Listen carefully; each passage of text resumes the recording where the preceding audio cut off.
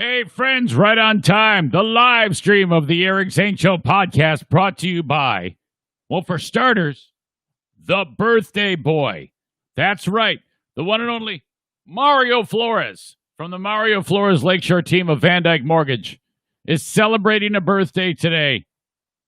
He's one of those guys who you have no idea his age. He looked the same like 25 years ago, no doubt. But nevertheless, happy birthday to Mario, the Mario Flores Lakeshore team of Van Dyke Mortgage. If you are in the market for a home, make sure you get the mortgage before you do anything, man. The last thing you want to do is, oh yeah, I got my heart set on this house. And then you go to get the mortgage and you can't quite get enough to get you over the hump. Okay, so make sure you get pre-approved for that mortgage. It has never, ever been a better time to buy a house. And I know you hear that a lot. It seems like every year passes. Now's the best time. Now it truly is the best time. Real estate is such a fantastic investment. 231-332-6505. Here's your options. Pay rent to some slumlord. Give all your money to the slumlord. Or get into a house. Pay less than what you're paying to the slumlord. And it's increasing in value. Okay? That's what you need to do. Mario Flores Lakeshore team of Van Dyke Mortgage. First time, 10th time mortgage, doesn't matter. 231-332-6505. Baldwin Ace Hardware. Up north. Wow, the unofficial end of summer. But that doesn't mean people are going to stop. They're going up north and having a good time. They're making up for lost time. Let me tell you, I was headed back from Fear Bunker North over the weekend. And, oh my gosh, bumper to bumper. It's... Wow, real pain in the ass getting home. Everybody went up north. Holy cow. Baldwin Ace Hardware up there nestled on the edge of the Manistee National Forest. Do check them out when you go up north. Don't get your stuff from the big box store and bring it up there. Go to Baldwin Ace Hardware and check them out. Also, if you have a business, small, medium-sized business, and you want to market it via Facebook, LinkedIn, Twitter, whatever it is, utilize the services of my friends at Stella Fly, online at stellafly.com. Okay, so you're sitting there trying to do your thing in your business. Your wife's like, hey, did you make it a post on Facebook that we got a special? Oh no, I forgot. Yeah, it's because you're an asshole. Bam, she hit you. I don't think there's violence, but that's what they do at Stella Fly. They make sure that your business is marketed via social media. They are experts at it. Plus, they can put you in an entire marketing plan associated with the social media with their photography services and on and on and on. Get more info at stellafly.com. It is the 8th of September, 2020. The Eric Zane Show podcast begins now.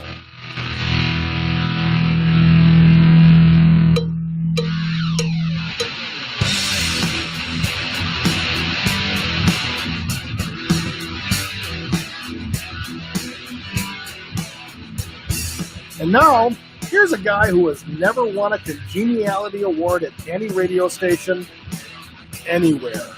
I will fight you in the streets. It's the Eric Zane Show podcast with your host, Eric Zane. Well, thank you very much, Johnny. Welcome into the Eric Zane Show podcast. This is the daily show covering news, nonsense, and my personal adventures from right here in the Metalworks Body Shop, Fear Bunker Studio. Holy cow. Boy. Oh, man. Just weird. We're already a day behind. Short work week with Labor Day. People launching off fireworks. Yeah, let's celebrate Labor Day by launching off fireworks. My God, yeah, that's what they do now. It's a national holiday, so they're like, okay, here we go. Whatever. I'm still not even clear what exactly we are celebrating, to be honest with you, on Labor Day. It seems weird celebrating all of the hard work we've done by not working. Is that okay? It has to do with labor laws in this state. I'm not sure. I'm coming to you from this studio right now, and I am tinkering with different angles and views, and I'm telling you, this is the one and only time you will see me doing the show like this, because I hate it. I cannot stand this angle.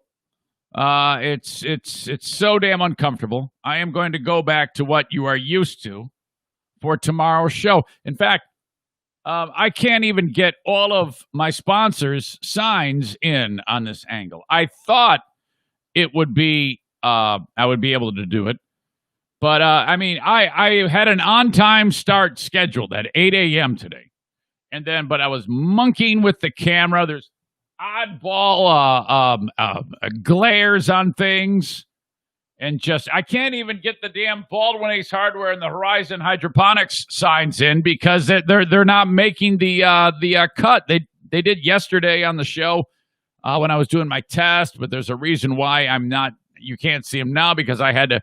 It's just so boring.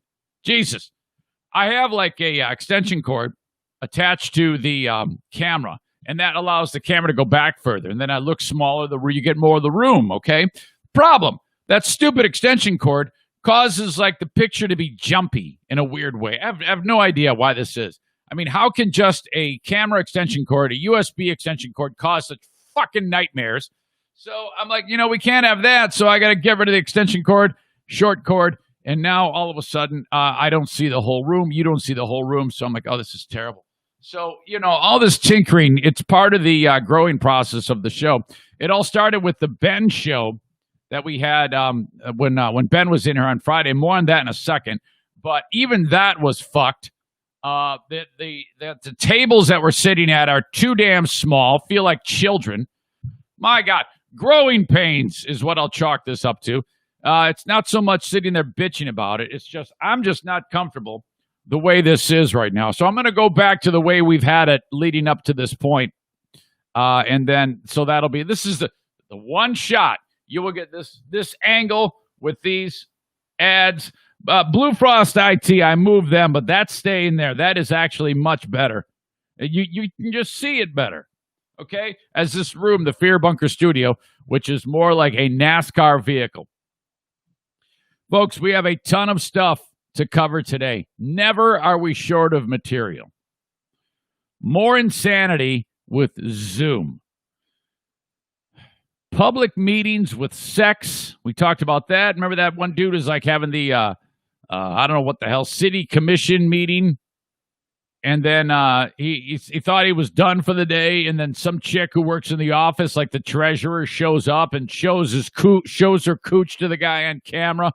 And so, all right, little finger bang going on. And then the next thing you know, she's like giving him some dome. Holy crap. That actually happened. Then you had, what was the other thing that happened? There was a kid, and all of a sudden, like, gunfire was going off. You had more kids thinking that they were muted, and they weren't. The teacher sitting there giving him a hard time. And then how about this one? Robbery. A robbery happened, all on camera. We'll get to that. We'll have a moment from the S-hole country of Ecuador. Bust out baseball announcer voice, okay? A controversy as a quiet stadium is no place for a big mouth general manager. Talk about that. Wildfires are out of control in California. In a repeat performance, I was like, no way. This can't have happened again. There's no way. In a repeat performance, one of the fires was started by something ridiculous. We've got a very strange story as horny housewives in a small New York State community say that the police should be allowed to get blowjobs while working. I've read this story like 2 or 3 times, and I still don't think I have quite all of the information I need, but I'm going to give it my best. Tonawanda? Is that the name of the community? Tonawanda, I believe is the name of it.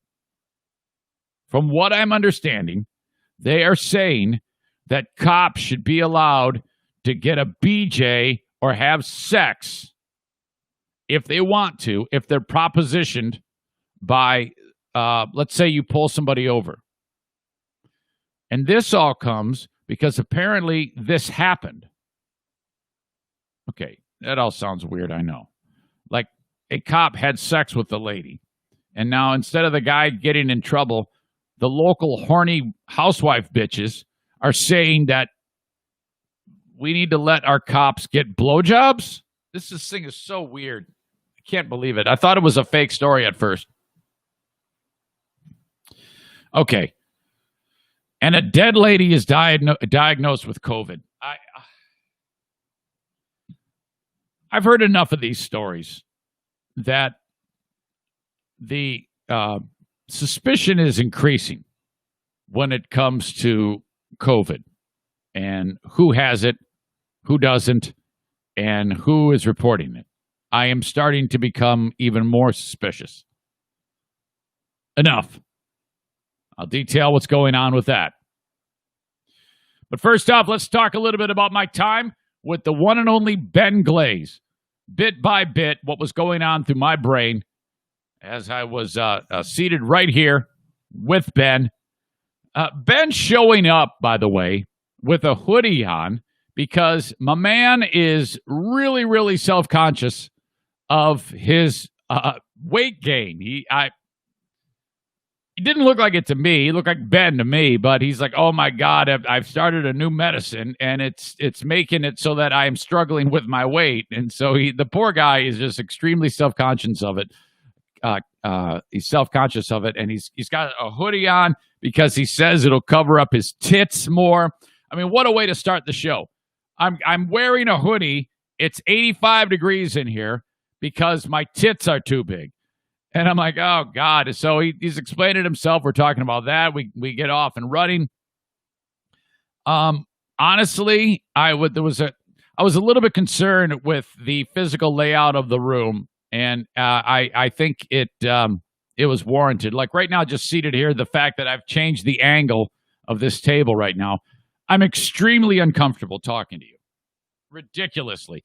And I don't know if that's because of my brain is broken too, but there is all sorts of different stressors when I am doing the show with Ben on Friday. The different layout of the room, the fact that the dogs are acting like assholes. That was a mistake to bring them in here. You're not going to see that ever happen again. At least with Bruce, who actually was humping freaking Daisy during the podcast. Holy shit. So there was that, and then you've got someone in here, and I was nervous about just doing it. You know, I mean, it's whenever you have something different like that, it always wrecks me. But off and running, doing the show. So I was talking with Stu McAllister about this, and I said that probably 2/3 of that show, I was really crawling out of my skin, just having a hard-ass time. But you got to have that. You have to. And I honestly, if you had to give it a 10 being the greatest thing ever and a 0 being the worst thing ever, I definitely fall in the lower numbers. I would give that show a 3 at nobody's fault. It's all uncomfortableness. I was so damn uncomfortable. I would give that show a 3, maybe a 2. But I think that is because it's just me. I'm my own worst critic. I got nothing but positive reviews from people, and that is very, very kind. Thank you very much for that. Several people reached out and said, yeah, man, we just loved it. This is what the show needed. This one guy, I couldn't believe it. Let me pull it up here. It was on the asshole-free Reddit page. Somebody made a really nice comment. Somebody who's been extremely positive about the show since I started doing it, even just by myself. Soundhound24 writes, wow, this was refreshing to hear. It's crazy how I remembered most. Oops, sorry, I'm reading something. Wrong one. I'll go back to that. Even though it took well over a year, on day one, this is the dynamic the fans were waiting for. But despite the year off, Easy's show podcast found good format and pacing. Disagree. I thought it sucked. And Ben's really improved all the way around on the mic. Ben sounded fine. The episode just worked. Really nice to hear the back and forth. While the power of 3 on a show is a fact, I think he's suggesting that 3 people on a radio show or podcast is the best. I don't know. Maybe not. This show's easy, and Ben have a nice chemistry and pace. It was worth the year wait to hear this. Hearing the WBBL clips and best of show only reignites real excitement for the future. Keep it up, boys. Now, what he's referring to is the Lost Zane tapes yesterday from WBBL. And, I forgot that we actually had our shit together on that show. Yeah, I enjoyed listening to that too. You have the flexibility to do a lot more, I think, on a podcast, but there's no reason why we can't have that type of vibe going on this show. I really believe that. So this same person pointed that out, and I was glad to hear it because I was thinking it too, because I was listening back to the Lost Zane recordings, and then I was like, "What? It sounds like we had our shit together." I'm really proud of what we did because, truth be told, I haven't listened to anything from WBBL.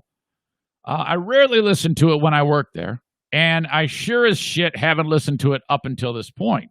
But I did listen to it when I was at Fear Bunker North for about half an hour, and I go, this is good. It starts out with, it was the day before the 4th of July. We're talking about fireworks and people shooting them off too much. And then we talked about this competitive eating thing and how we would have a guest on later who was trying to beat Joey Chestnut. So it was all good. I really enjoyed that. This person wrote, "Wow, it was refreshing to hear. It's crazy how I remembered most topics. They all came back as you talked about them. 3 interviews, well done interviews, by the way, pacing and real talk, quick round-robin clips and news stories, a couple of calls. It does show the power of radio when the show was in stride. But also the potential for the podcast is to really elevate the more it's treated as a radio show. Because most podcasts are limited, bumper music, and a lot of, hey, what's happening? Hey, what's happening? Hey, what's happening? Ben's production work was all over this episode. Really awesome to listen back to these shows. Podcasts and the Ben version of the podcast have real legs. Thank you. So, all right, man, I'll take it. I will take it. You got to have the first show. And then, at some point, you just got to get in there and do it. So, I didn't want to go and over-prepare because, honestly, no idea what the hell to do. No idea how it would feel. So I think just getting in here, shooting the shit for an hour or two is all we were hoping for. And I think from there we can start to build. So the idea is, now it just so happens that I think that the day that we will live stream it is going to be an ever-changing thing. Like this week, I cannot do it on Friday. I am committed to something that I'll tell you about in just a bit here. But so we're going to record on Thursday. And you see, that's a school night for Ben. He's got to work on Friday. So I imagine it will be earlier than the 7 o'clock start time. And I'll give him that option because I think he's out of work sometime around 3 o'clock. So I'm guessing we'll do it at 5, maybe 6. And then he can get out of here so that he can get on with his workday. But expect that on Thursday, the Eric and Ben podcast. No, that is not the title. I guess it could be the title.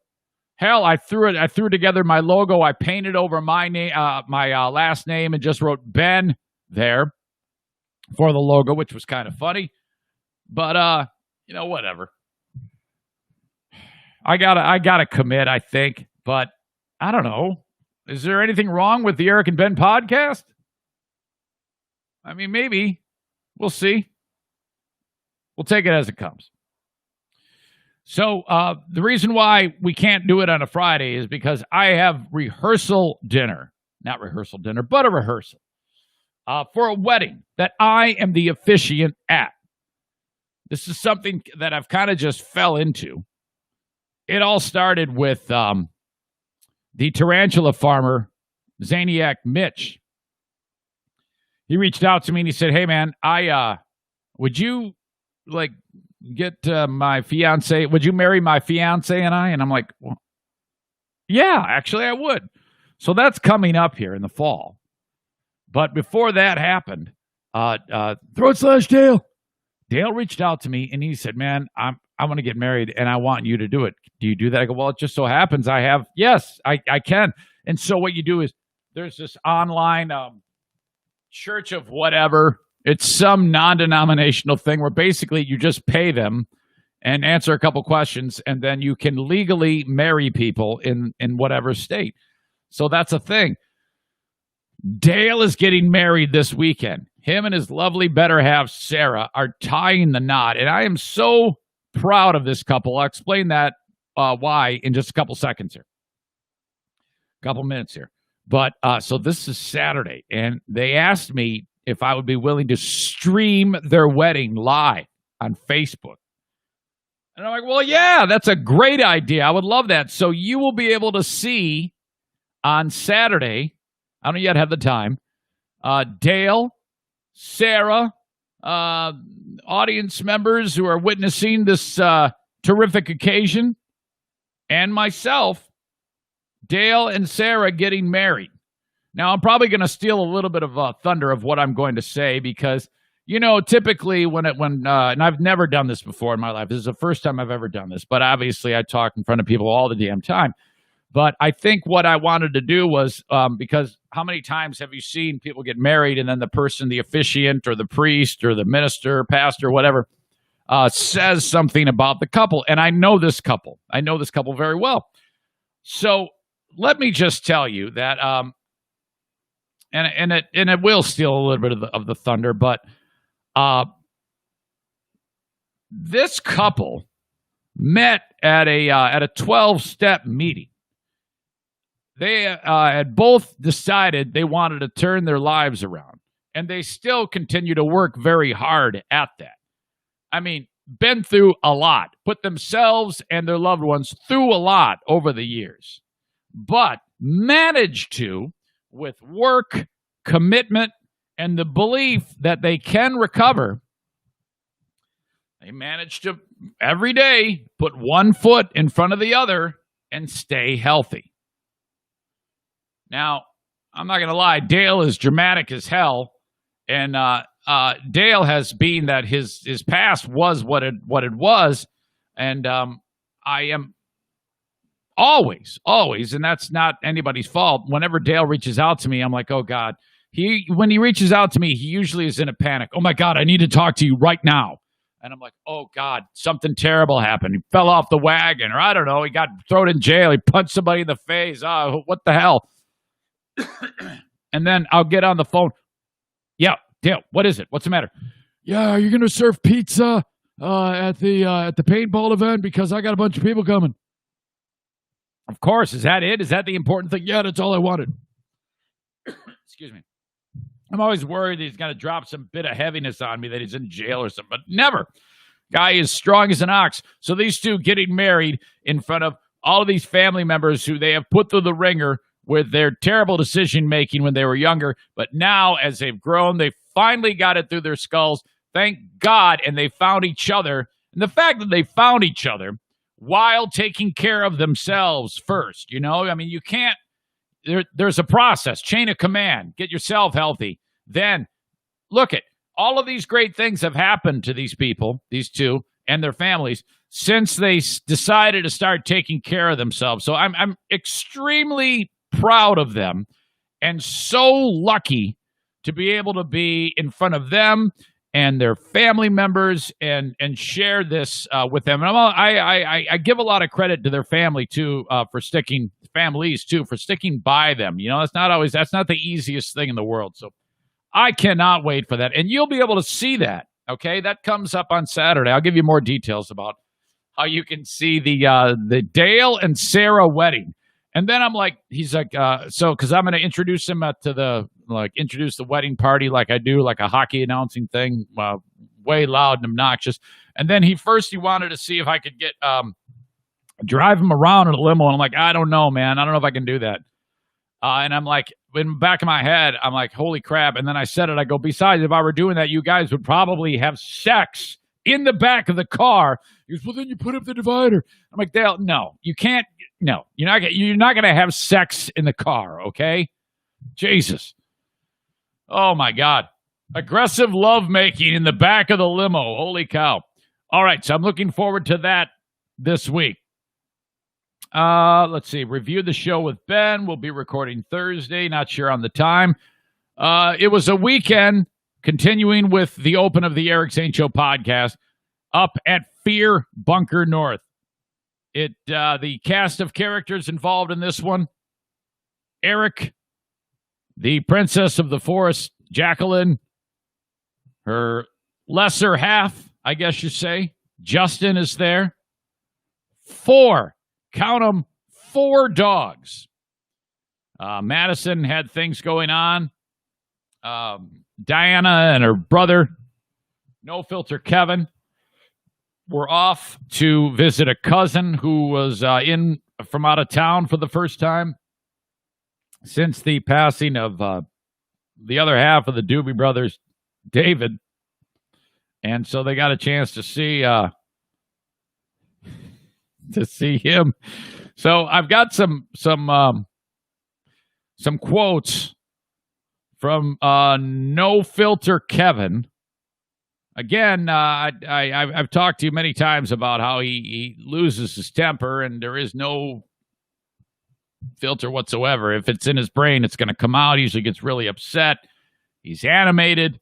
I told you the story about how he gave the finger to the cartons of frozen food at the grocery store because they didn't have the Chinese food that he wanted, but they had the other kinds. So he gave the finger to Chinese fucking frozen food in the freezer for everybody to see. So we're learning that there is all sorts of hilarity. We're not trying to quell this behavior. Thanks to Zaniac Tim, who printed up some cards that I can have printed to give away to people when he alienates them in public, similar to Joaquin Phoenix's character in Joker. I don't have that in front of me, Tim, or else I'd read that, buddy. Okay. I'm looking at a quote of what he said to the seatbelt, which is just ridiculous to say. While yelling at the seatbelt, he bites his cheek or his lip while he does it, and then through gritted teeth will say crazy things. And Diana wrote, well, look, I didn't say it. Diana didn't say it. There's no way you can cancel someone that's has no social footprint whatsoever, has no job, no income, nothing, and is disabled. Diana's sitting in the... So I'm going to read what he said. And she sent me the quote. She didn't write the actual word out. He would go to put the seatbelt on, and then it would slip out of his hand because he's got neuropathy, so his fingers, they don't work like yours and mine. And the thing goes back, retracts. He reaches back, muttering, grabs it again, goes to put it into the clicker thing, and it comes out again. At this point, he violently grabs it with one hand, and then giving the middle finger to the clicker part, giving the middle finger to it. I'll read the quote. Stupid, N-word, C sucker, mother effer, F rhymes with bag. That was said all at his seatbelt because he couldn't get it on. No exaggeration, all while grinding teeth, biting cheek, and giving it the finger. I wrote, come on. She wrote, I swear. Yesterday. Now, again, he'll do it enraged like that, and then swear words will fly out of his mouth when there's no anger whatsoever. Like when O'Neill was gone for the weekend with me last weekend, and No Filter Kevin saw him, he said, "Oh man, I love that son of a bitch." It's just weird. Queen of the Forest writes to me, I made Brussels sprouts today. I asked No Filter Kevin if he wanted some. Quote, oh yeah, I love those fucking things.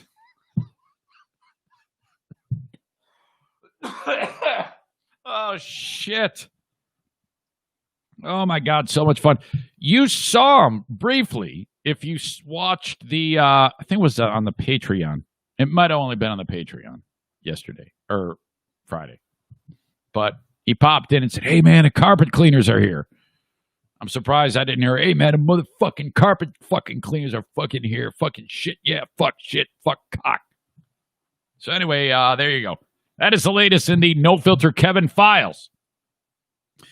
Go up north. Okay, it's us, the dogs, and we're doing our thing. First off, I was anxious to get inside of that old trailer, the 1952 Pontiac Chief that is up there, to see the traps. I've got 9, count them, 9 traps set up for the mice. Failure. 3 of them had mice in it. Damn it. Dinah says, any mice in there? Yes. She goes, well, there you go. The clock resets to 0.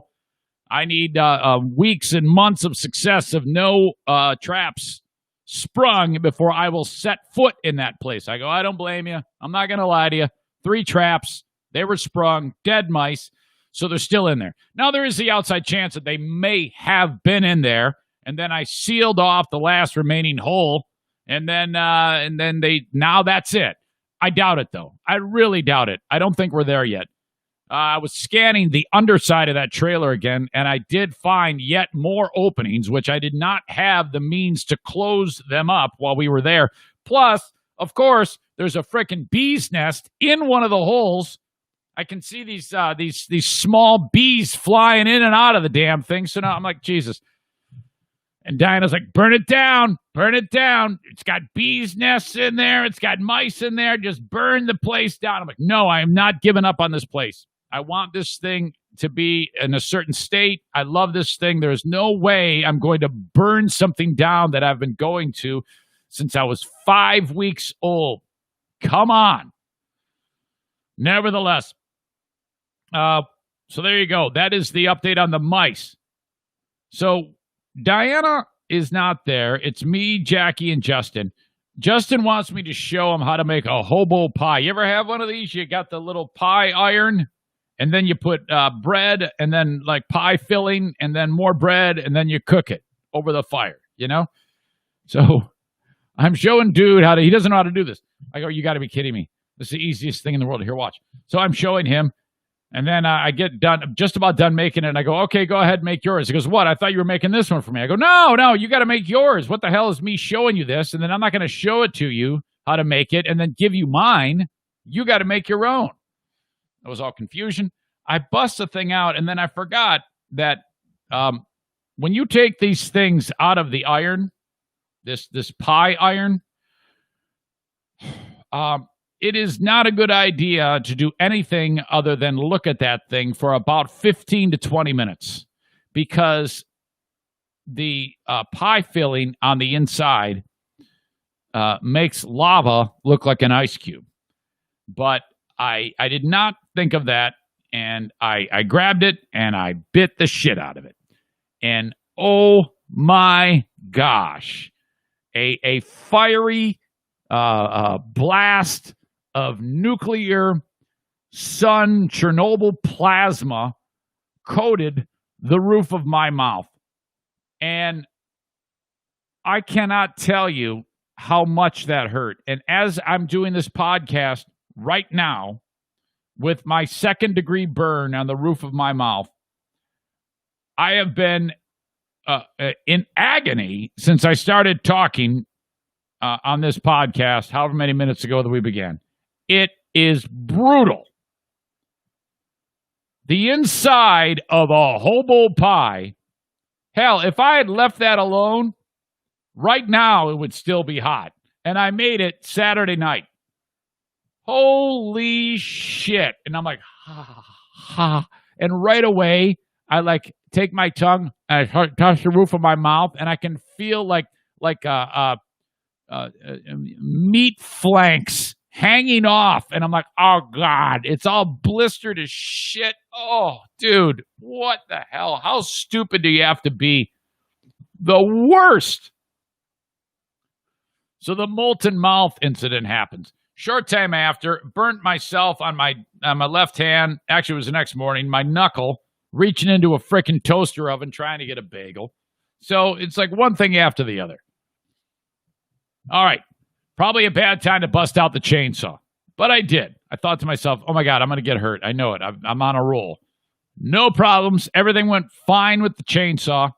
Justin and I hauled all these huge-ass pieces of wood from this enormous tree that was already down, fallen, and hauled them out of the woods.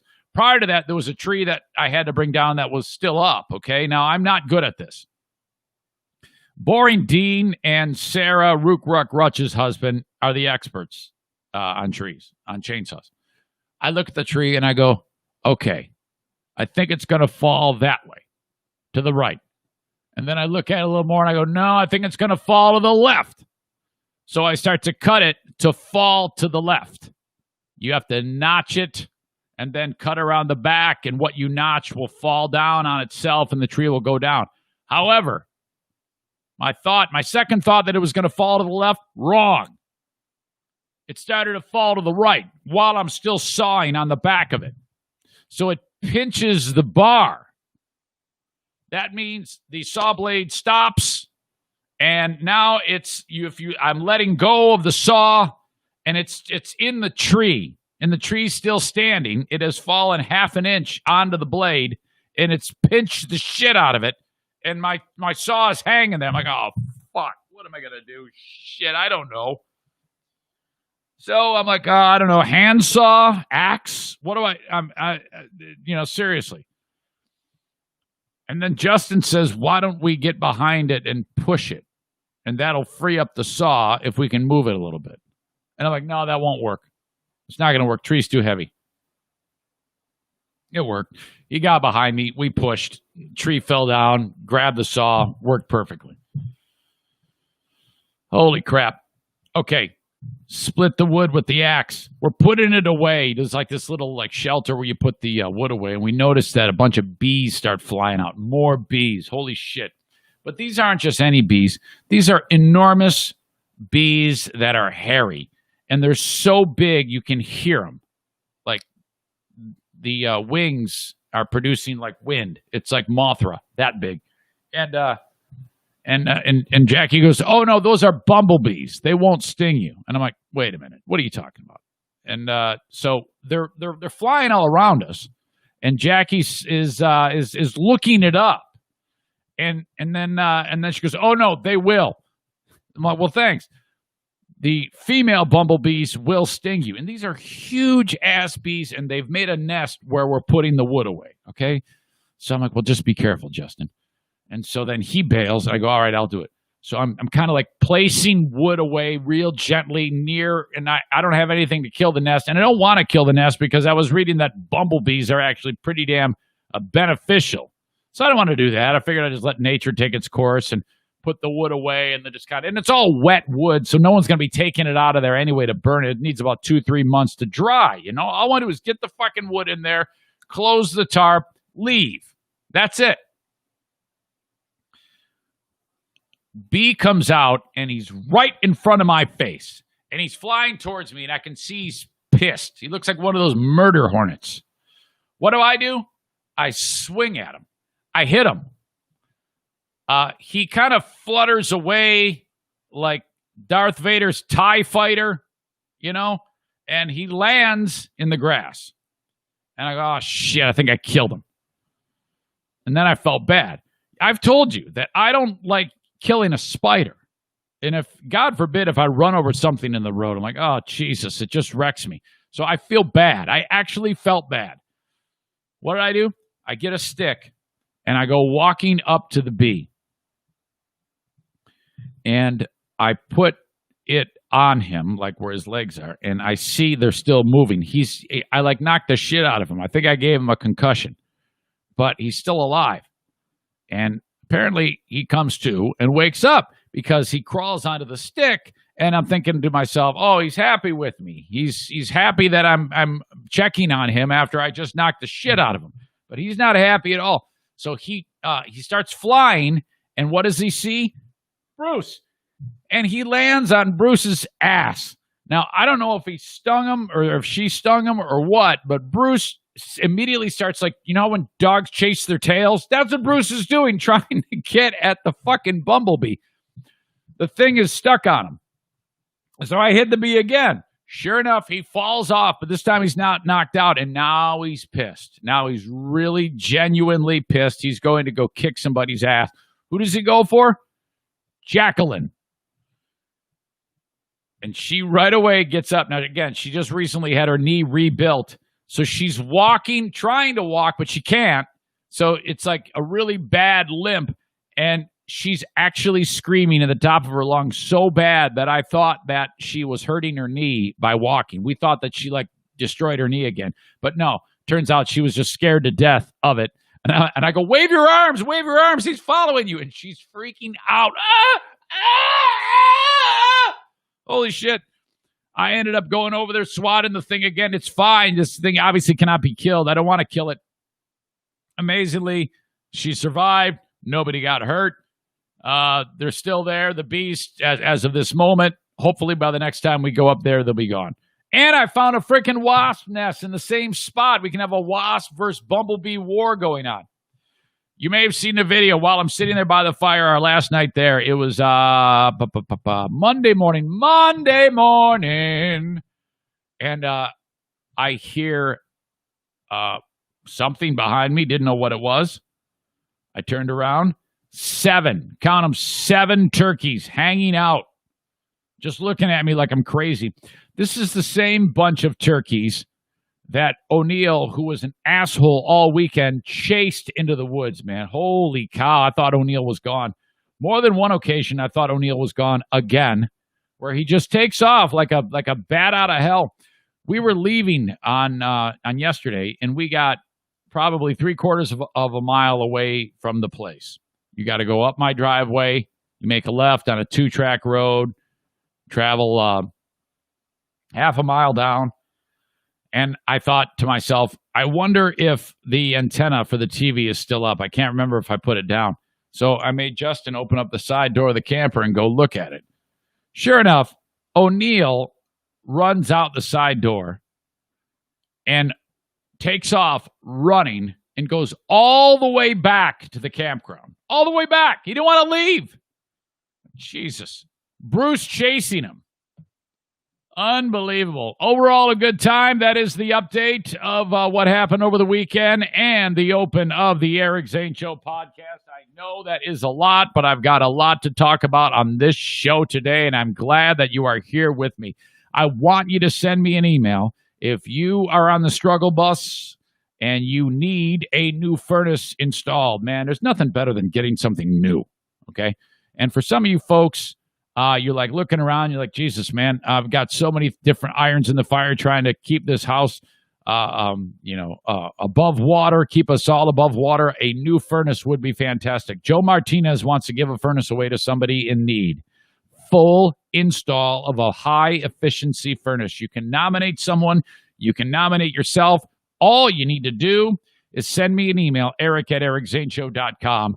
Subject line furnace. Subject line Joe Martinez, subject line A&E Heating and Cooling, or all of those things. Doesn't matter. That's what I'll search for when I'm gathering them to read them. And then get them in. This is going to be a done deal. This is going to be installed by the 15th of October. Okay? So if you think this is something that you would be interested in, don't be a stranger about it. Don't be shy. Give me all the details that you can. Okay? Eric@ericzaneshow.com. While I'm at it, A&E Heating and Cooling, they have, if you do a install of a high-efficiency furnace, which you should, like if you are getting an install, spend the money and get a high-efficiency one, okay?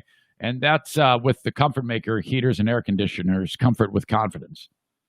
DTE, who works with Joe regularly, has a rebate. Normally it was $250 for a rebate, but they've added $200 to that. So let's say it's a $4,000 install, you're going to take $450 off of that right off the top. For more information, reach out to Joe Martinez, 616-516-8579 for A&E Heating and Cooling. Okay, Bennett Flooring Installation. They want to install the flooring in the house. Joe's got the heaters and the air conditioners. Bennett Flooring Installation has the flooring. Call them at 616-318-0167 to get an estimate. They show up there, Jacob or Jason or both, and they measure the room. Let's say you want to put in vinyl planks. They're going to say, this is how much it's going to cost you. Right there. You're going to see it right there on the estimate. And then you go and get your stuff, okay? Or they can get it for you. They can help you pick it out. You can pick it out yourself, whatever you want. Bennett Flooring Installation. When you need flooring, call upon them, and please mention my name, as I'm asking you to do with all of my sponsors. 616-318-0167. Hey, special thanks to former colleague at the radio station at Cumulus, the one and only Ken Evans. Ken was great. He took no shit from anybody, and he knows a thing or two about how to run a damn radio station. And he really should be working right now. And it's kind of like a no bullshit zone when you're working with Ken Evans. He was on 105.3 Hot FM in the morning with Rachel for a period of time. Prior to that, he was on WSNX. And, I worked with him there. And he got blown out. I think he was a little too, you know how it is there. You rub people the wrong way because you like it done a certain way. Before long, you're going to be out on your ass, especially when you're working with a power freaking hungry, control freak.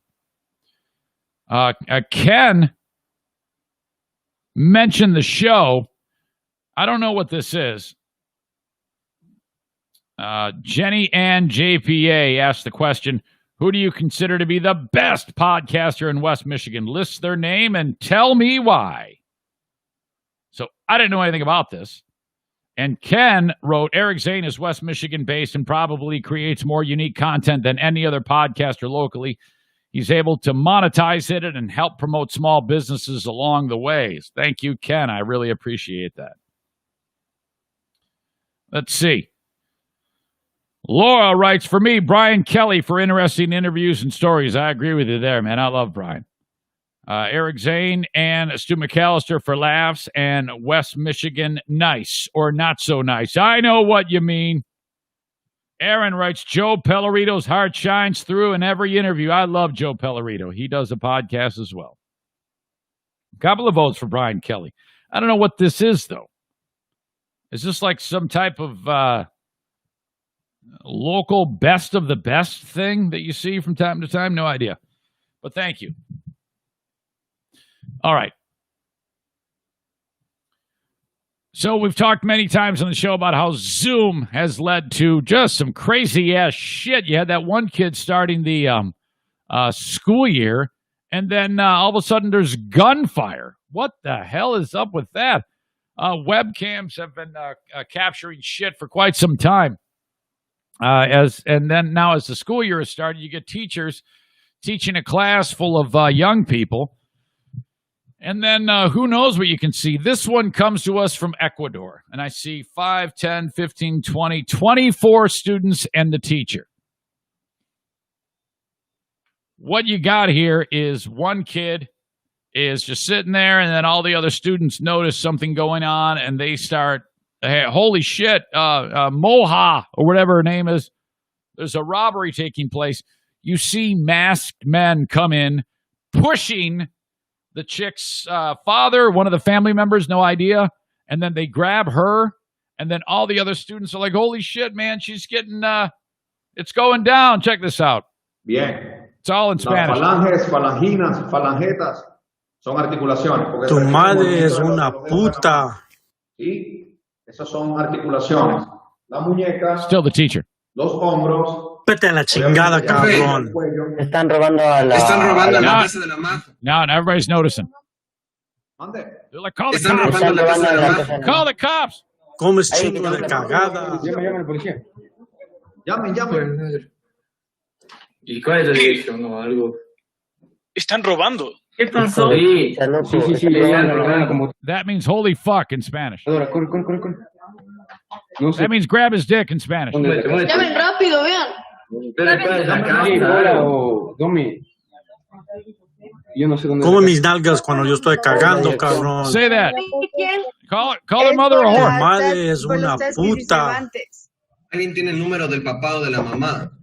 Yo tengo el número de la mamá. Llama a la policía. Llama. Llama. A la mamá. Whoa. Rápido. Comes chingo de cagada.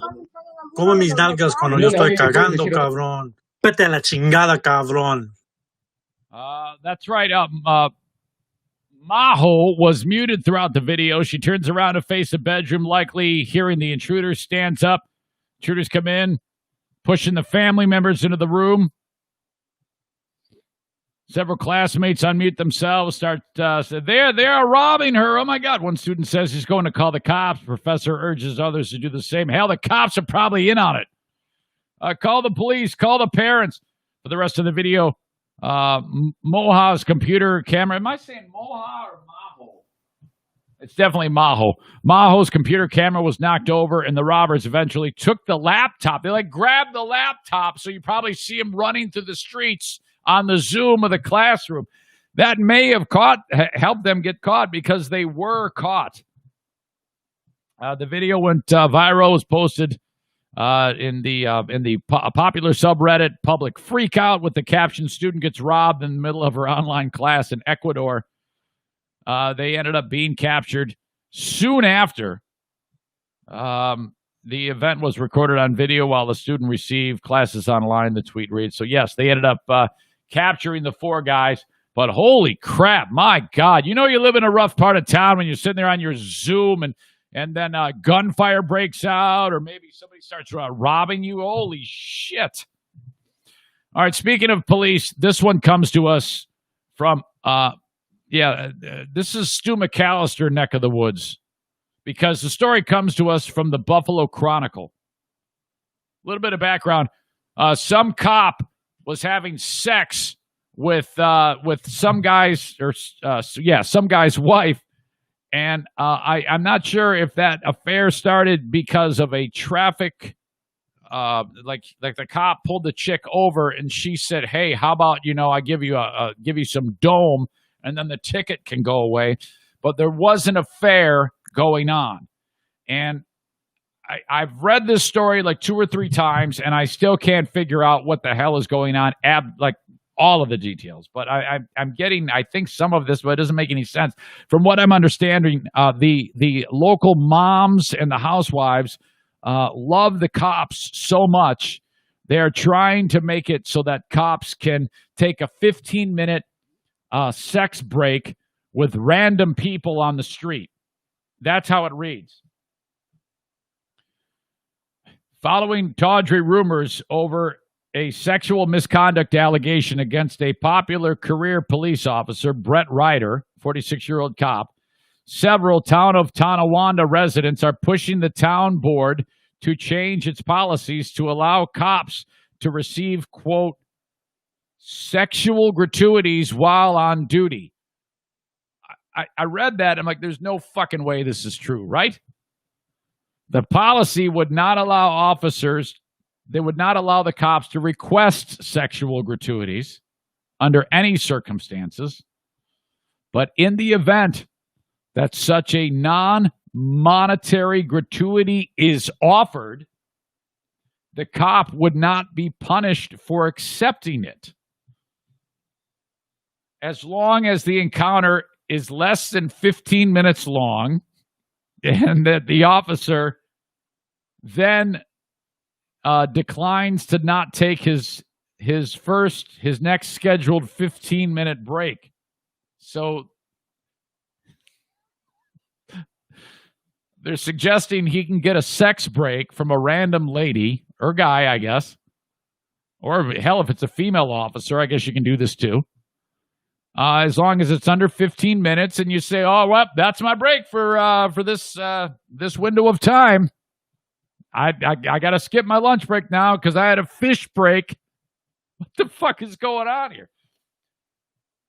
The town of Tonawanda is planning to discuss the possible termination of this cop, a veteran public safety dispatcher.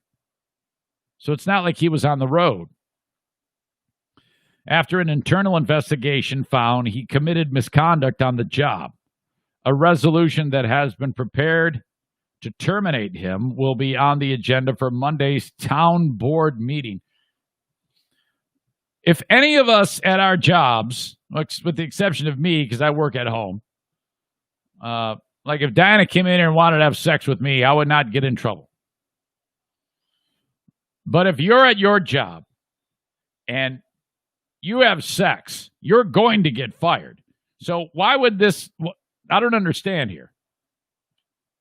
Quote, in this political environment, with all the horrible things being said about our police officers in the national media, this policy would be a real morale booster, says Karen,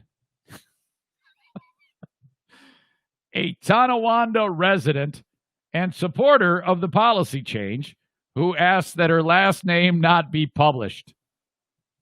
My neighbor's name is Karen, by the way. That is I feel bad for anybody whose name is actually Karen right now. Karen is leading a women's group that is lobbying for the new policy. She wants some cop dick. That's what she wants. And she is encouraging other supporters for the new policy to join her at Monday's town board meeting. How can you do this with a straight face? Is this real? Shit. Where was I? Our police officers are total gentlemen. More times than not, they would politely decline any physical gratuities, she explains. People should feel comfortable expressing how much they appreciate the police and the work that they do. Is what's happening here? They're like, we should be able to give blowjobs. We should be able to offer blowjobs, and they should be able to take it in the event that we are getting are getting a ticket. So they get pulled over, and then she like lifts up her skirt and says, "You want to sniff?" Is that what's happening here?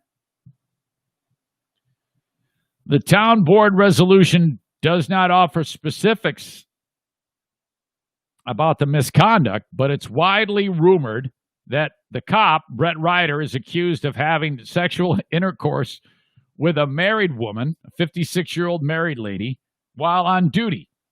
The Chronicle is unable to confirm the veracity of the rumors that Ryder was propositioned by the woman, and that several days later, her husband learned of the encounter and was not pleased. What do you think?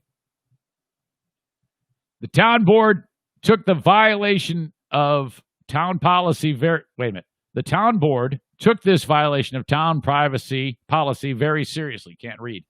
Said Tonawanda Supervisor Joseph Eminger, adding he couldn't say anything more about a personal matter. Ryder, 46, initially was suspended with pay before his status was changed to suspended without pay, according to officials familiar with the situation. I can't believe this is even happening. So the guy, while on duty, has sex with some lady. Who knows whether he was propositioned or not? She's married. The husband gets pissed off and is trying to get the guy fired. And now all of the hens in this little town are saying, no, we love our cops. They should be allowed to. They should be allowed to put it to his butt good whenever we ask. What the hell? 46-year-old Ryder was suspended, as I said. Town attorney led the investigation and reported his findings to the chief, who concluded following a disciplinary hearing that Ryder's conduct warranted termination, according to the town board resolution. The board was set to vote last night to grant the police chief and the town supervisor the authority to terminate Ryder based on violations that are not detailed in the document. My God. Supporters of Officer Ryder are being asked to meet outside of the town hall before the meeting to arrange the order of public speakers. I've never heard of such a thing where they're suddenly making such a big deal saying that the cops should be able to have sex while on the job. I don't want my fucking cops having sex while on the job. I mean, I get it. It's a stressful job, and it's not exactly the most fun profession to be in, but you can't be going around, sticking your dick in places while you're working. I mean, that's ridiculous. That the fact that this even came up is just hilarious. Holy crap. As always, reach out to the show in the Green Clean Technologies inbox, Eric at ericzaneshow.com.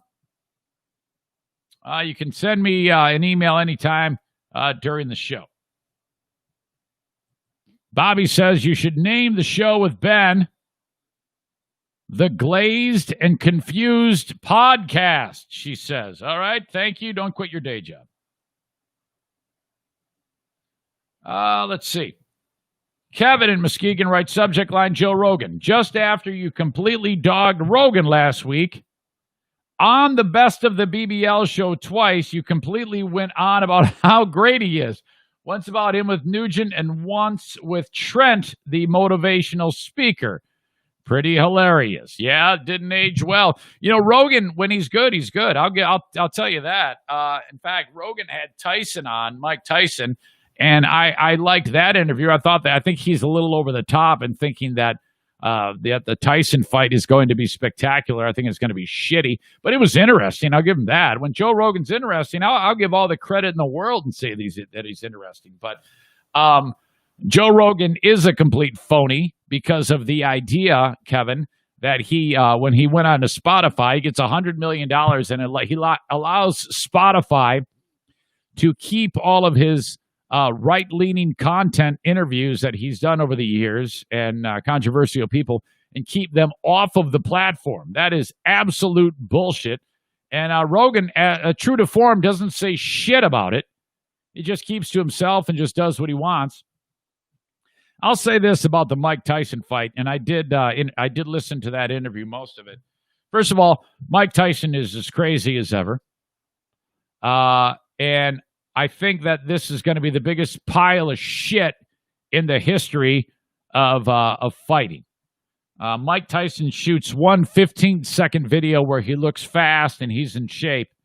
Yeah, anybody can get in shape to do 15 seconds of hitting the mitts, and anybody can get ripped. But, you've got a really old guy, 54 years old, fighting another really old guy in, what the fuck is his name? Roy Jones Jr. So this is going to be shitty, okay? This is still a 54-year-old man who's fighting. It's going to be a huge disappointment, in my opinion. If I'm wrong, it'll be the greatest upset in sports. It'll be, if it's a good event that people love, and if he goes on to fight even younger, like Tyson Fury or something like that. They even talked about that, him possibly fighting Tyson Fury. Holy shit, Tyson Fury would have murdered Mike Tyson. So Rogan made a huge deal about this fight. He's talking about how great it's going to be. I don't think it's going to be any good at all. I think it's going to be shitty. It's coming up sometime at the end of November. But it was a good interview. Wasn't bad. I'll give him that. He's really good at that. Just can't believe he did what he did when he went to Spotify. And by the way, the Nugent interview, I don't even know if he even posted that one on a Spotify. If you ever get a chance to hear Joe Rogan interview Ted Nugent, it's well worth it. You probably find it on YouTube, old material, or maybe it's still available somewhere. All right, thank you for the email, Kevin. Meanwhile, Shoreliner Striping has added parking lot sweeping to their repertoire. Thank you to Shoreliner Striping for signing up for another 3 months of advertising on the Eric Zane Show podcast. You guys are awesome. Shoreliner Striping, if you have a business and you get the parking lot redone, man, you got to get that thing striped ASAP. Or if the parking lot's in good shape, you just want to restripe it, that's who you call upon. Shoreliner Striping. They are the only ones you need to worry about. Just remember, parking lots, Shoreliners Striping. All one word on in any online search. What am I doing? Shorelinerstriping.com is where you go to for more information. Okay, Prince Arming. They're teaching the CPL class, Steve Prince's, this coming weekend, September 12th. Starts at 8 a.m. If you want to get all the training you need to be able to carry your pistol concealed, take this class. It's going to cost you $125, 616-204-1705 for Prince Arming. When Daisy is in here, she's brought to you by A&D Cleaning, 616-550-3644. Get your house clean today. Makes a great gift for the missus, okay? Or for the man, for that matter. Some people are just too damn busy with work. They just don't have time to have a clean house. I can't tell you how pissed off when I get when I go into someone's house and their house is too damn clean. God, does that bug me, because my house is such a cluttered pile of shit all the time. Fuck. Man, A&D Cleaning, thank you, 616-560-3644. Let's check on all of you right now in the live stream. Make sure that you're doing okay. Alexis says, good chilly morning. Yep, there is a vibe of fall in the air, no question. It was like 38 degrees when I woke up on Sunday morning. Josh says, thank you, Shoreliners. Did you have them work for you? Is that right, Josh? Or are you just thanking them for sponsoring the podcast? Josh says, what happens if they're in the cops, referring to the previous story, in the middle of their quote-unquote break and an important call comes in? Are they going to pull a Super Troopers and chase with him or her in the vehicle, or stop in the middle of the break? That's a great question.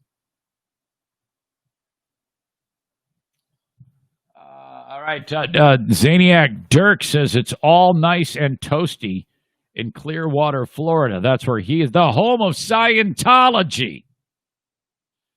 You know, Dirk is part of the upcoming Eric Zane Show podcast, Red State, Blue State Debate Challenge. We will be diving in with our own version of the debate. The real combatants, of course, smoking Joe Biden, and the incumbent, the returning champion, Donald Trump. Holy shit, is that going to be awesome. I had a debate here in the household, more on the red state, blue state debate in a second, but while I'm thinking about it, Madison has a view of the world that you would expect an 18-year-old person who is woke. And she's really aggressive about her views on the world. Now, you got a feminist, young, smart, idealistic human being. That's a handful right there. And emotional. Let's add emotional. This is a 5-headed monster. I say monster. I don't mean like she's a monster. I mean, it's just 5 heads. Oh, my God. So she'll just approach me and say, so why are you voting for Trump? And I'm like, well, first of all, that's none of your damn business. Let's just start with that. But if you must, I will engage you because you're my daughter. So then we get into a discussion, and she's pretty damn good, man. She's dropping all sorts of shit on me, so I have to defend. I'm in defense mode the whole time. And then I have to, I'm like, look, Madison, this is probably not the best thing to talk about. Politics is a very private matter, and I don't want to debate it with you. And then she's like, oh, God, I'm like, you just got to slow your roll. Just, I understand. I'm not going to try to convince you one way or another, but you can't go and try to convince me. I'm not going to try to convince you. You don't try to convince me. This is the only warring thing we have is the 18-year-old. Oh, my God. And this morning, Wow. This morning, we had a moment. We had high drama in the household. We had just, it was nothing political. It was just something was going on. I think she felt under the weather or something like that and did not want to go to school. And so I hear Diana pleading with her trying to talk her into getting up and get going. And I'm like, fuck this shit. So I get up and I go, I pop my head into the room. I go, get up now. That's all I said. Walk away. Then I, okay, fine, jerk. She got up. The Eric Zane Show podcast, red state, blue state debate.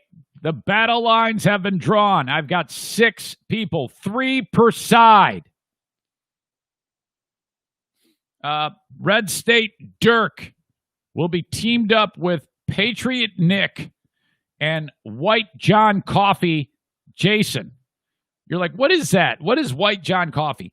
Well, if you've ever seen the film The Green Mile, Michael Clark Duncan, the late great actor, plays John Coffey. He's an enormous man, or was. He passed away. Michael Clark Duncan. Jason Schaefer is one of the biggest, tallest, ass-kickingest people you will ever see on God's green earth. But he's white, so he is now known as White John Coffey, Jason Schaefer. That makes up Team Red State. Team Blue State consists of Bleeding Heart Brian, Rainbow Flag Jason, and Rob Blue State, or Blue State Rob. I like Blue State Rob better. Blue State Rob, Bleeding Heart Brian, and Rainbow Flag Jason, taking on Red State Dirk, Patriot Nick, and White John Coffey Jason Schaefer. All right, I will be the moderator for the first Eric Zane Show podcast, Red State, Blue State debate. It'll happen. Oh, that's a good question, Laura. Any women part of the Red State versus Blue State debate? Well, nobody came out and wanted to. Is if I can get a Red State or a Blue State lady and a Red State lady, I can very easily add members to the rosters. Would that be you, Ms. Laura? Or perhaps the person with a comment above you, the toes, Stevie. I know you guys are pretty liberal. So you might be the ones. Laura says she's in. Well, there you go. You did it. Ask and you shall receive. I know you're a Blue Stater. I know you are. So there you go. You can be on the, okay, now I got to come up with a nickname for you, but I don't have one. Just Blue State Laura right now, and then Rob Blue State. And then Rainbow Flag Jeremy, Bleeding Heart Brian. So now I need a fourth person for the red team. Okay? I'll have my eyes peeled. If you want to reach out to me, Eric at ericzaneshow.com. We can get our fourth. Yeah, this is going to be on Zoom. Patriot Nick has a question. Was this going to be on Zoom? Absolutely. That's where we will do this. It's going to be awesome. Laura says, be nice. Yeah, well, look, I can be nice. I'm nice. I'm never not nice to people politically. I've told you. I look at this as, that's yours. I'm not going to indict you because of who you vote for, okay? Kevin, I know you're a red stater, but you're not a woman. Try to keep up. Can you imagine if Kevin was on the debate? Okay, Kevin, now what are your thoughts on COVID? All right, yeah, so what are your thoughts on Joe Biden? What do you think about, I don't know, what are we talking about? What do you think about, what do you call it? Black Lives Matter. The economy. I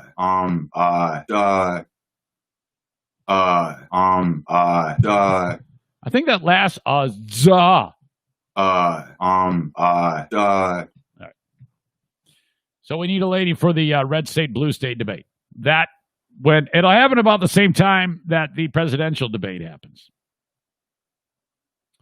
There's a new book out, by the way, that Michael Cohen. It's hilarious. This guy, Michael Cohen, he's still on house arrest. He's doing interviews while on house arrest. NBC puts him front and center. They go, all right, man, tell us about Trump. Tell us how much of a fucking asshole he is. And Cohen's like, he's a fucking asshole. Fuck this guy. And this is like the 5th book that's come out in the last 3 months from various people. Everybody's writing a fucking book about Trump. You had the one family member come out and talk shit about him. And then I think his sister said he's a fucking asshole. And then you got Cohen saying, yeah, man, check this out. I got a book here. I wouldn't be surprised if Melania writes a book about him or he writes a book about himself. Everybody's throwing this guy under the bus. And the timing of this couldn't be more spectacular. This is how it works. This is how the process is. If you want somebody out, you round up the wagons, and then everybody writes a book about the guy who you want out. Okay, it happens all the time. This is nothing new, and I think that this actually plays against everybody's perspective on this, because there are so many different books coming out now, and so many people have so many different takes about him in a negative light that none of it sticks. There's so much dirt out there that no one's getting their mind changed about them. All it does is emboldens them even more that they're making the right decision. There isn't a person on the planet whose mind will change as to who they're voting for on either side because of Michael Cohen's book. And I don't even give a shit if it's true or not, for me. And that's the way most people feel. At least that's what I think. All right. Where was I? We need to talk about the story about the baseball manager. There's kind of a slow weekend. So this kind of caught everybody's attention. The Washington Nationals baseball team were on the road taking on the Atlanta Braves. I think I'm getting that right. The general manager for the Nationals is a guy named Mike Rizzo. Now, the Nationals suck. They're in last place, one of the worst teams in the league. They haven't done shit all year. And so here you are, the baseball game. And what happened was this guy, Mike Rizzo, is he's seated up in the third deck of the ballpark. And he's in a luxury box. And his team is batting. And he is he's not happy with the calls that are going against his players. And the word on the street was he had been a problem for more than one game, and the umpires were getting sick of this guy doing this shit. So, as the game goes on, the home plate umpire hears it and hears something. We're not sure what was said, but the home plate umpire turns around and throws Mike Rizzo, who's in the third deck, out of the game. Right away, the umpires gather around the guy who is the crew chief, who's not behind home plate. His name is Country Joe West. He right away is like, yeah, you got to get out of there. He's backing up the home plate umpire. The home plate umpire looks way up to the third deck, points to Mike Rizzo and says, get the fuck out of here. This is how it happened during the baseball game as the announcers are watching it all unfold. You're going to hear the pitches happen in rapid fire of the batter, and because they're using that edited to show you how bad the calls were, that this guy Mike Rizzo was disputing. Row, row, row your boat for Eric Thames. Eric Thames' walk-up music is row, row, row your boat. I don't know if that's a play on the Thames River in England, but all right. But this guy, Eric Thames, steps to the plate. And Eric's last name spelled like the English River, but not pronounced Thames. That's right. It is Thames. Way to split. With 4 more. Wish Matt all the best. It's a strike, 2-2.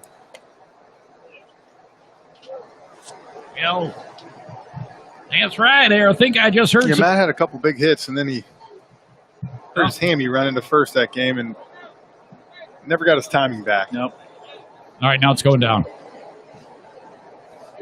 You're done. You're out. You're out.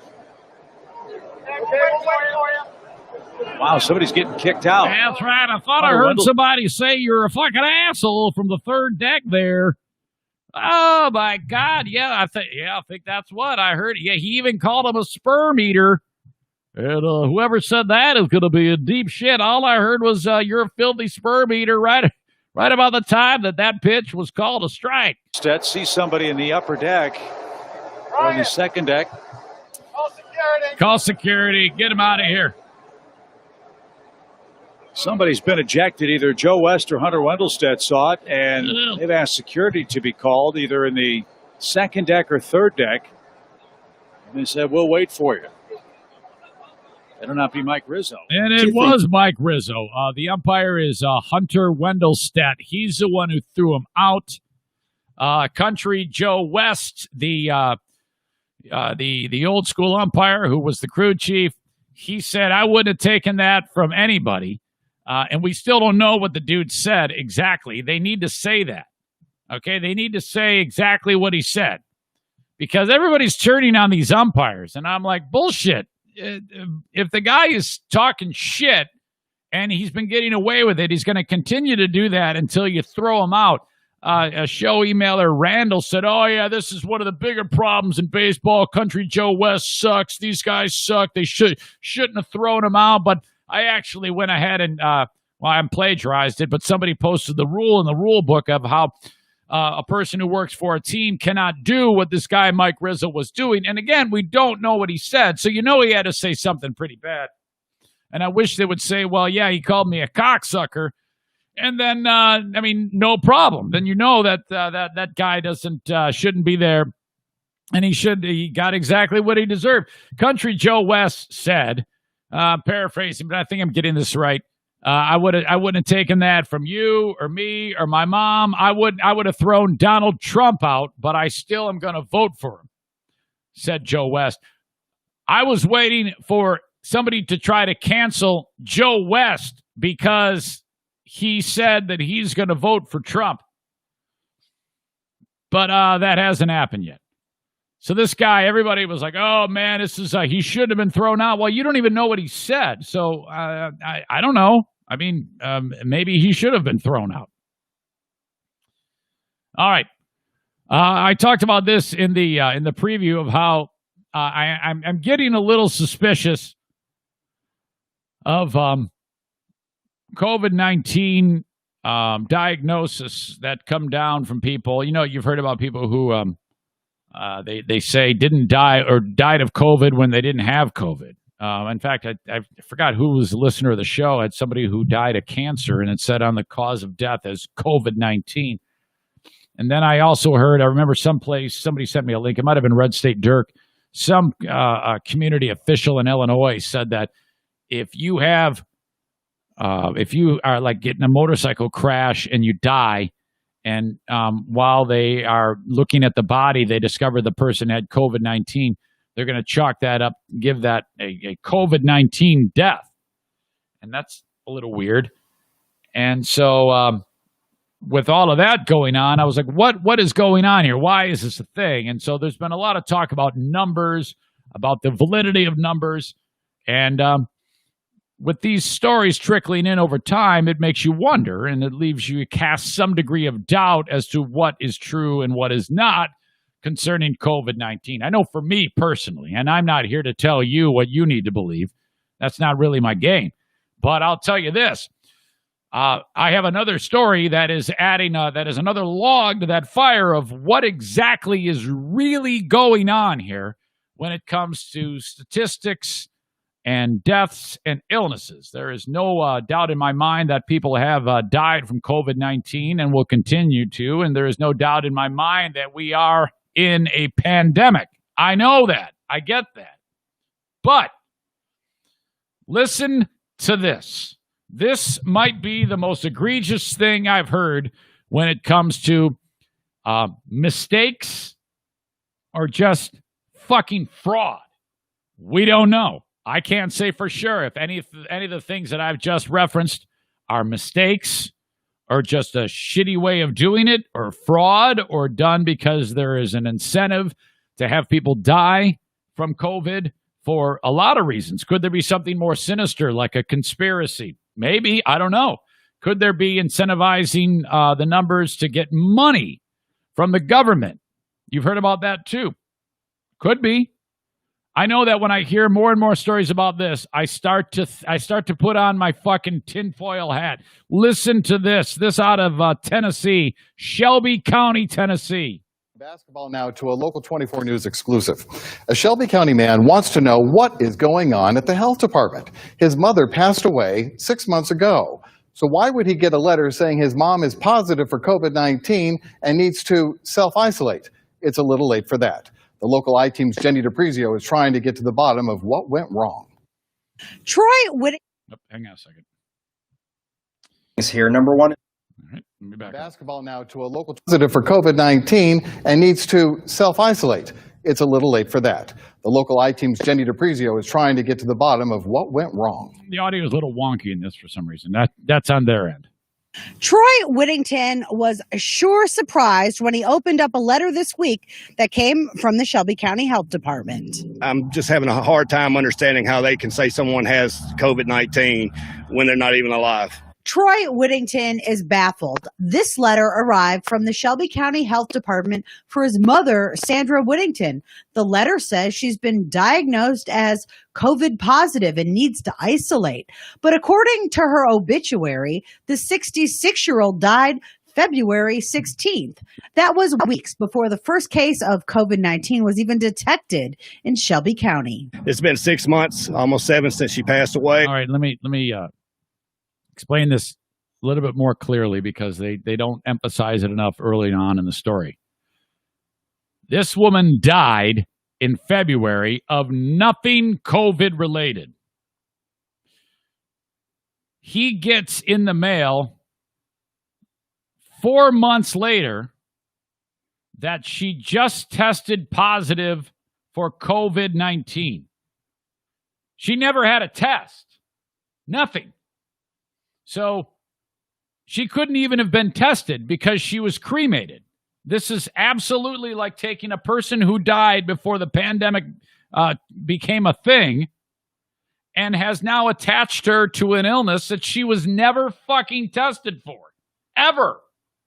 And then they send him a letter, if by chance she did, let's just say she didn't die, and she was tested. Why in September is he being told to quarantine her for 10 weeks or 10 days? That whole thing is fucked. Everything about this is fucked. There was no testing that was done at that time. On her death certificate, it was stated what the cause of death was, and it was not COVID-19. It was COPD. Whittington says when he called the health department, he was told she took a COVID-19 test June 20th, which was clearly impossible. I tried to call the health department this morning, asked them. This is the most egregious. Of all the stories we've heard that are head scratchers, this is the one. It's so ridiculous. She'd been dead for months. Dirk Red State writes $13,000 for a COVID diagnosis and $39,000 if a respirator is brought in. So I don't know. Maybe that has something to do with the incentivizing it. Maybe that's exactly what is being thought about. Why this is going on. She said she would have to get a supervisor. She was sorry for the mistake, or that she couldn't tell me any information until she got a supervisor, and I haven't heard back from them. Whittington says this situation makes him question not only the Shelby County Health Department's COVID-19 statistics, but statistics across the country. Absolutely. I would just like for the health department to be more accurate. Whittington would also like to point out if his mom had been alive and tested positive in June, why did it take so long for the notification to go out? We're talking 2 months later, she needs to be quarantined for 10 days. Well, we've already got 60 days from the time the test to get the letter out to her, which is unacceptable. A spokesperson for the Shelby County Health Department says around 5 o'clock this evening, the department director called the Whittington family to apologize. We're told protocols have been put in place so something like this won't happen again. Jenny DePrizio, Local 24 News. All right, so I'm just short of saying that this is a scam. I'm not going to say that. This is a horrible, horrible thing that no one was ready for. It probably is just a mistake, but damn it, there's been so many of these. It's tough to not at least think about the potential of some bit of corruption going on to, I don't know, get a different result. And I think it all goes back to Trump. I honestly think that if there is anything funky going on, it would be being done to cause what is happening. Oh shit, this is all Trump's fault, using all of this as a political football to try to get somebody elected and get somebody out of office. Absolutely. And or the incentivizing, if that is even a thing. I don't truly believe that, but I don't know how many more of these cases I'm going to have to listen to before I then start to possibly believe that. And at the same time, I still believe that COVID is very contagious. I still believe that I will wear a mask. I still will do what I can to follow all the rules because people are still dying to this day. But my God, what a Jesus. Holy shit, she died in February. That was when we were all just basically paying attention to what was going on in China in February, going, oh man, so sure hope it doesn't come here. Sure hope that doesn't get to where we are. Oh my God, that'd be terrible if we had to deal with that. Oh fuck, come on, let's go have a party. All right. The Metal Works Body Shop Fear Bunker Studio. Right there. That's where I do it. And if you hit a deer, if you crack up your camper, travel trailer, fifth wheel, motorhome, RV, take it to Metalworks Body Shop, man, and mention my name. Go see those dudes there. They are the best. They're in Coopersville, Michigan. You can go to metalworksbodyshop.com, or you can click on their logo at ericzaneshow.com. It'll take you right to their Facebook page. Metalworks Body Shop. Thank you very much. Not today, but in a week. And I should tell Alan about this. We've got a Tech Tuesday event coming up. We will be live together again, Alan and I doing our thing on a Tech Tuesday show. Blue Frost IT is one of the longtime sponsors of this show. They sponsor the Twitter Periscope feed, if you will, at Eric Zane Show. And I want you to call them up, 616-200-8550. If you need anything at all for a managed IT service provider service, they have everything that you need. Let me say that again. If you need a managed IT service provider, you call Blue Frost IT, 616-200-8550. If your kids are struggling with your computer setup because it's too much of a poverty computer, call upon Blue Frost IT. They can get you into a solid-state hard drive for that computer. And it's only going to cost you about $300 in an hour of your time. Then you don't have to buy a whole brand new computer. You need a solid state hard drive if it's a little bit of an older generation model. Thank you, Blue Frost IT. While I'm at it, while I'm floating the idea of potentially fudging numbers, terrible timing.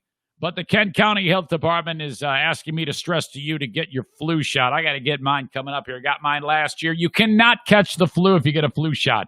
If any asshole tries to tell you that, tell him to fuck off. Tell him to call me. Get a hold of the Kent County Health Department. Get your flu shot. It's going to be doing your part to avoid our emergency rooms from being overrun in the event that we have surges in illness. You want to stay healthy and keep people from getting sick. You should always do that. It kind of goes hand in hand with the pandemic. Flu shot has put that front and center. You don't want to catch the flu. Get yourself a flu shot. As well, get the kids vaccinated, measles, mumps, rubella, smallpox, all those vaccinations at the Kent County Health Department. Okay? Thank you to them. AccessKent.com/health is their website. All right. Over 2 million acres have been burned, okay? 2 million acres have been burned as the wildfires are just going crazy right now. And, with over 7,000 fires that's happening, not 7,000 fires, but we have a longer amount of time that the fires are burning. The actual fire burning season in California has increased as it's gotten hotter and drier there. Okay? And so, this all started with like a lightning strike. It was right about the time when I was getting ready to leave the Los Angeles area for the kidney transplant testing. And I remember like the last day is when this fire started, not that far from Los Angeles County, just to the east of it. But 7,050 acres at the Cal Fire incident website for the El Dorado Ranch Park. And that's just one of them. And you've got like helicopters landing, trying to get campers out. It's absolutely horrible. The soot and smog is affecting the entire country as this is happening. And you're looking at temperatures in some of these places about 120 miles per or 120 degrees with the fast Santa Ana winds whipping up. This is a really, really bad thing. But, sometimes these fires start because of natural causes from a lightning strike or something like that. And the last thing you want to be doing is throwing cigarettes out the window. And I don't think that they've been able to pinpoint a cause for that on one of these. But what they have been able to do, despite, I think it was last summer, maybe the summer before, despite it happening, where a gender reveal sparked that massive fire in California. You remember that one? It was actually a video of it. This fucking asshole shot the tannerite, and all the pink fucking shit goes flying in the air. Woohoo! We're going to have a baby girl. Yay. And then immediately a blaze starts. And then they couldn't put it out. Those guys got in big trouble. It's happened again. A gender reveal caused one of these fires. And seriously, life in prison. That's the only thing you can do to squelch this. I don't know, hang them in the town square. What do you have to do to impress upon these morons that gender reveals are the worst thing in the world? And I think that we need to start prosecuting anybody who does anything other than just saying we're having a baby girl. Because if you do anything more than that, some other asshole is going to want to one-up you. You remember it started with you just have you just cut the cake and it's either blue or it's pink. Hooray. And then the next thing you know, somebody's the balloons. Or, I don't know, maybe you fucking paint a dove and the dove the pink dove flies out. Congratulations. All these stupidly creative ideas for gender reveals, and then people start to one-up. So then remember the one last year? There was one where they did the tannerite thing, and they essentially made a pipe bomb, and it blew up, and that piece of metal went through grandma's head and killed her. I'm not bullshitting. I mean, they shot it, and the next thing you know, grandma's on the ground, and the shrapnel went through her head like a scene from Full Metal Jacket. It was insane. So, holy shit, what do you do now? Stop with your fucking gender reveals. I am asking you, if you are anyone that shows up at any gender reveal, I don't care if it's incendiary device that could happen in California here, if it's pipe bomb that's going to kill grandma, if it's pink balloon or it's pink cake, if you are at a gender reveal, you need to go up to the husband and wife or the father and the mother and say, you're a fucking asshole, and leave. Okay? Unless they just announce it on Facebook, it's bullshit because everybody keeps trying to one-up. So we need to end all gender reveals. If you are associated with anybody at a gender reveal, I am asking you to go up to the mom and dad and say, you're an asshole, you're an asshole, your unborn baby is an asshole, and will grow up to be the biggest asshole ever because you are doing this. You need to shame the shit out of them and let them know how big of assholes they are, because these morons used a smoke-generating pyrotechnic device used at a party, which has caused the El Dorado fire in San Bernardino County, and it's burned more than 7,000 acres as of right now.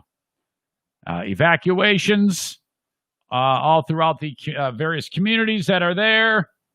More than 500 personnel being put in harm's way, deployed to the fire, along with 60 engines, 4 helicopters rescuing people. My gosh. What asshole. How could you possibly be this stupid? At the height of wildfire season, my God, I would be scared to even do anything other than just go outside and walk around. Doing anything that requires any heat source is absolutely ridiculous out there. And there they are doing a fucking gender reveal.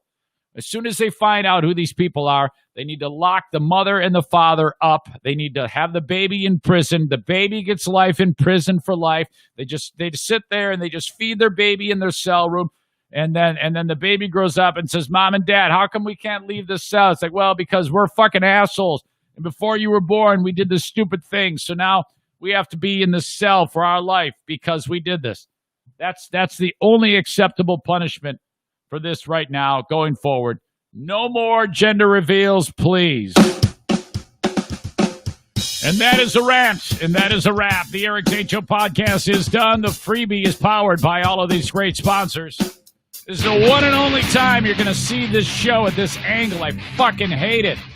My God. Don't be a stranger. Reach out, Eric at ericzaneshow.com. You folks are the best. I appreciate you being part of the show.